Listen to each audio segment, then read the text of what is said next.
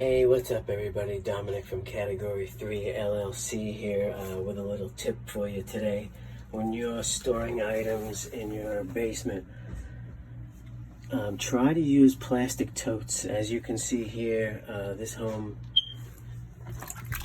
had water damage, and I'm going through what looks like a punch bowl with some accessories. The box is soaked, as you can see, and also inside I'm finding that the actual punch bowl that's being stored in here is filled with water, and you can see these other boxes get soaked. So if you plan on, packing a closet full of stuff and it's going to be there for a while, we all hope that nobody has a water damage, but God forbid you do, your stuff will be safe if it's in plastic totes.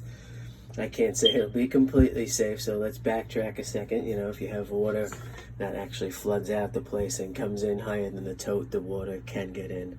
But the best storage method for basements and your items is definitely plastic totes as opposed to cardboard boxes. Alrighty, that's my tip of the day. Pack your stuff in plastic totes. Hope everybody's good. If you need me, you know where to find me. Category 3 LLC. Have a great day.